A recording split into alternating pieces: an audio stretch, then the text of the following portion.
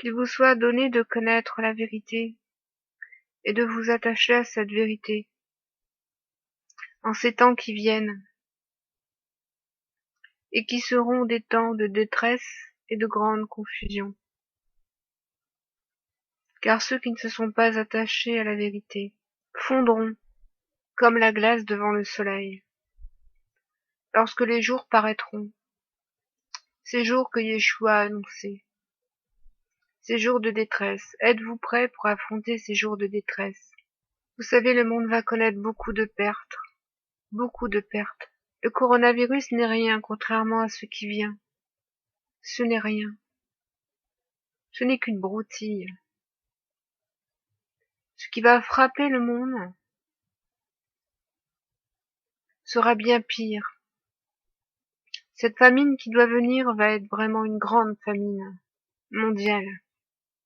Et aussi les événements qui vont arriver dans le ciel vont vraiment être une grande peur pour les hommes, mais même aussi pour les chrétiens.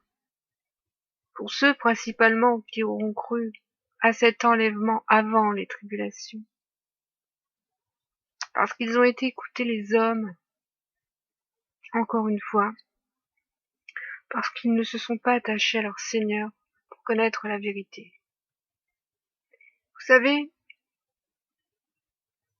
en ce moment, le Seigneur me presse à veiller et à prier, et à me réfugier en lui. Il est un refuge, un abri contre la tempête, notre roi, est-il dit en Isaïe 32. Prenez refuge en notre roi, parce qu'une tempête va venir sur le monde. Plusieurs tempêtes vont venir frapper le monde. Certains parlent de vagues, oui. Souvenez-vous quand Yeshua était dans la barque endormi et avec ses apôtres et qu'une grande tempête a surgi sur la mer. Les apôtres étaient effrayés parce qu'ils manquaient de foi. Mais Jésus, lui, dormait paisiblement. Il ne craignait pas cette tempête. Cette image est celle des jours à venir. Vous serez vous aussi dans la barque. Alors est-ce que vous serez comme Yeshua, endormi paisiblement pendant la tempête, sans crainte, ou est-ce que vous serez comme ces apôtres, pétrifiés par la peur que le bateau se retourne? Aurez-vous pris refuge en Yeshua? Le Seigneur m'a révélé la vérité sur ce moment dans la barque.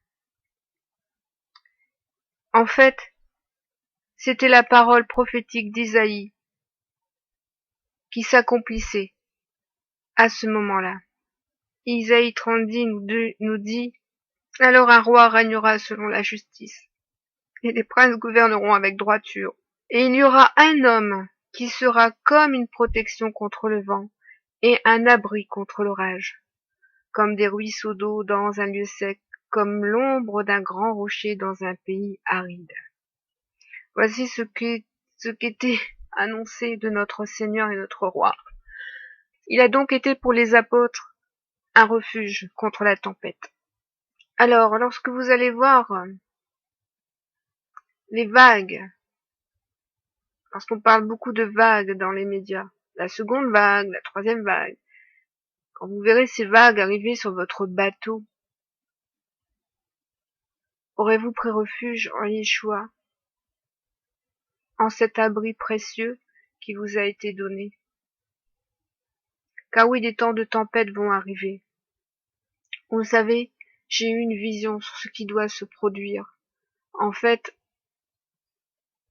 je lis l'Apocalypse depuis quelques mois et tout m'est révélé petit à petit. Des petites choses par-ci, par-là, et notamment dans la chronologie des événements. Et le Seigneur m'a donné une vision alors que je rentrais d'une promenade sur la plage. Je rentrais d'une promenade sur la plage et je regardais juste le ciel qui était bleu et magnifique, parce qu'en ce moment il fait très beau. Et j'ai vu une vision. J'ai vu de ce ciel tomber du feu. Et ces feux étaient des pierres, en fait des météorites. Et cette vision a été très brève, mais j'ai compris que ce qui est annoncé dans la première trompette, la deuxième trompette et la troisième trompette et aussi la 4e trompette. Je veux pas faire de prophétie ici, surtout pas, attention, c'est pas une prophétie. Je dis toujours qu'il faut pas s'attacher à ces visions non plus. Mais je pense que ça peut être ce qui arrivera.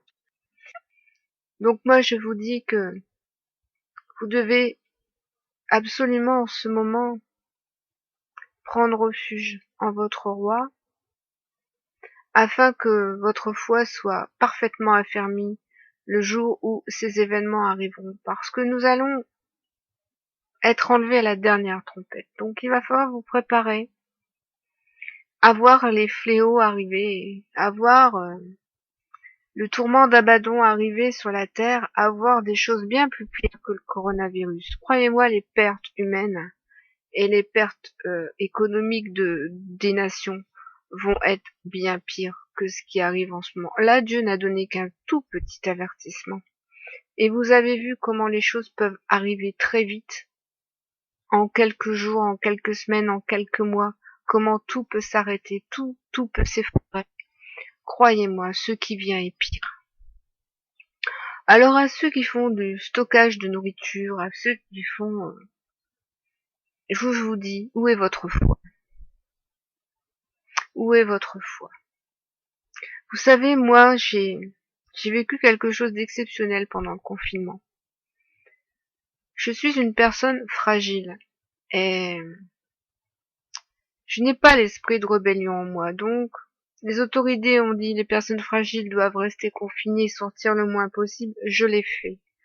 J'ai fait quelques stocks de nourriture et comme je suis tout seul, bon, c'est facile de stocker de la nourriture quand on vit seul. Plus facile que quand on est une famille nombreuse, c'est sûr. Donc j'ai pu rester un mois sans sortir. Et je m'étais fixé même de ne pas sortir si c'était possible avant le déconfinement. Je n'ai pas mis un seul pied dehors, vous imaginez. Et il m'est arrivé ce qu'on peut qualifier de miracle, hein. Mais le Seigneur m'a montré ce qu'il est capable de faire. Mon pot de farine ne se remplissait pas, hein. Mon paquet de riz non plus, hein. Mon paquet de pâtes non plus, hein. Il se remplissait pas dans mon placard tout seul. Et par contre, ce qui m'est arrivé plusieurs fois de suite, c'est que j'ai eu de la multiplication de nourriture qui s'est faite dans mes casseroles pendant que je faisais cuire mes pâtes et mon riz. Je vous affirme que plusieurs fois, j'ai pas compté le nombre de fois, mais il me l'a fait peut-être 3 fois, je pense. 3 ou 4 fois. Je me suis mis ma dose de riz. Et quand j'ai arrêté la cuisson de mon riz et que je l'ai versé dans l'égouttoir, j'avais le triple de ce que j'avais mis dans ma casserole. Il m'est arrivé exactement la même chose pour les pâtes. Un seul repas s'est multiplié en 3 repas. J'ai dû mettre tout dans des tupperwares parce que la nourriture s'était multipliée en 3. Mais je dis, si le Seigneur est capable de faire un tel prodige, il l'a fait avec les pains et les poissons avec Yeshua. Moi, il l'a fait devant moi. Il peut multiplier par 10 cette nourriture pendant que vous la ferez cuire. Il peut même la multiplier par 100 s'il veut. J'ai vu ce prodige. Donc je sais que il vous resterait une seule coquillette, vous voyez, ou un seul macaroni que vous mettrez dans votre casserole, elle se multipliera par 100, par 1000, par 10 000 s'il le souhaite. Ne doutez pas du Seigneur. Moi, il m'a fait cette grâce de monter ce prodige parce que j'avais placé ma foi en lui. Je m'étais dit, c'est pas grave si j'ai plus de nourriture, et ben c'est toi qui me nourriras. Parce que c'est ce que tu as dit, et c'est ce que Yeshua nous a enseigné, c'est que tu nous laisseras pas dans le besoin. Et le Seigneur m'a montré que je n'avais pas à m'inquiéter, que je ne serais pas dans le besoin, et qu'il multiplierait ma nourriture. Je vous confirme que cela est la vérité, je l'ai vu de mes yeux. Donc le Seigneur peut tout, peut tout. Ce n'est pas la peine de faire des stocks de 10 kilos de riz. Un seul kilo, il vous le multipliera par 1000. Croyez formellement ce que je vous dis, car c'est la vérité, et si vous avez la foi, cela s'accomplira. Donc mes frères et sœurs, soyez prêts pour les jours qui viennent. Et surtout, appuyez-vous sur votre foi, en votre abri, Yeshua. Ne soyez pas inquiets des événements qui viendront. Ne paniquez pas. N'allez pas vous précipiter dans les magasins. Ne prenez pas appui sur ces choses car elles sont les choses du monde. Ce n'est pas sur le monde que vous devez prendre appui. Croyez-moi, le Seigneur sera votre appui et vous pourrez traverser ces temps avec force, avec courage, avec sérénité, avec et avec bénédiction. Si vous avez cru en toute la parole, si vous ne vous êtes pas détourné de la parole, si vous avez bien gardé toute la parole, et je dis bien tous les versets de la parole, et si vous avez gardé ses commandements, je sais que si vous avez l'esprit en vous, l'esprit vous confirmera, vous attestera si ce que je vous dis est vrai ou non. Et vous sentirez dans votre cœur si l'esprit vous confirme ou non mes paroles. Donc voilà mes frères et sœurs. J'espère que cette parole aura pu vous fortifier. Parce que je sais que nous devons nous fortifier les uns les autres. Nous devons être soudés, nous devons être unis, nous devons nous soutenir, nous devons nous encourager, nous devons prier les uns pour les autres. D'ailleurs, je vais certainement organiser un temps de prière ensemble sur ma chaîne. Je vais choisir un jour, une heure, pour que nous puissions tous prier ensemble pour le corps de l'Église. Je vais le faire prochainement. Je ferai un post dans la communauté de la chaîne. Voilà, et chacun pourra se réunir en prière au même moment pour prier pour le corps. Ça sera vraiment une force pour nous.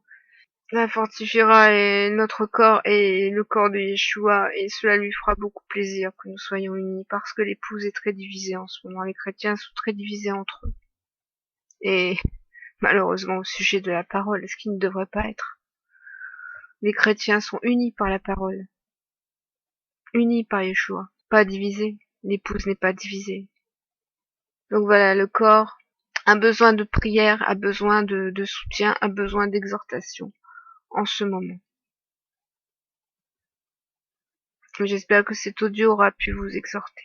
Soyez bénis.